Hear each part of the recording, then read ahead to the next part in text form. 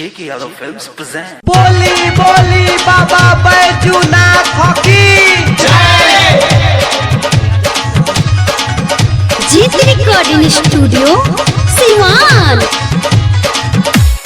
बोल बम बोला बोल बम बोल बम बोला बोल बम।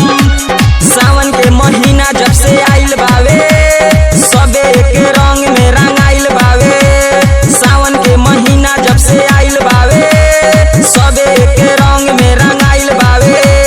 भौजी तो जात बारी भैया के संग झूमी नाची गाई होके भक्ति में मगन। गेरुआ पहिरी करे जली दर्शन बोला बोल बम। बिहारी बंटी के गाना बाजेला हरदम बोला बोल बम। गेरुआ पहिरी करे जली दर्शन बोला बोल बम।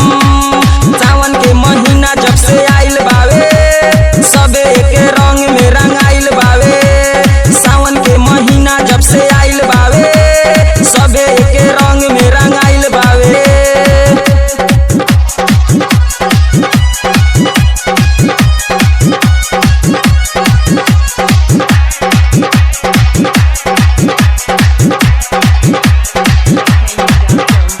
चाची नाचेली डीजे पे छम छम बंटी के गाना पर झूमे सब बम।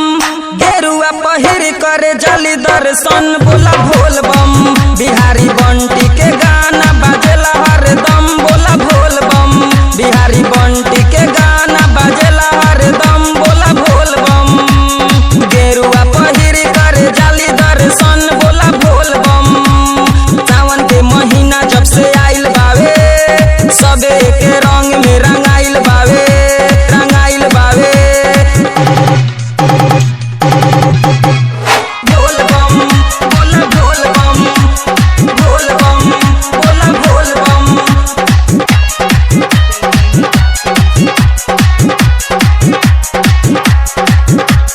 सब के हु जात बावे भोला के नगर।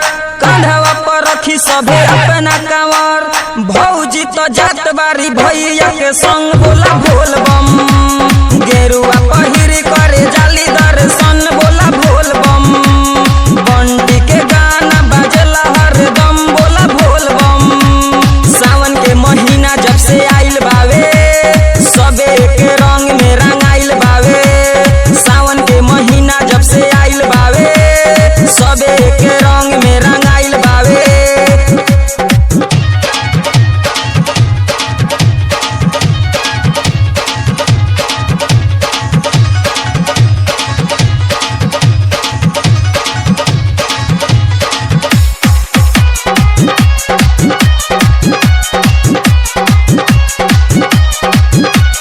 अंकुश अकेला लिखल भजन रंजित मंजित गुडू के संग। भैया आदित्य करे जले दर्शन बोला बोल बम। भौजी तो जात बारी भैया के संग बोला बोल बम।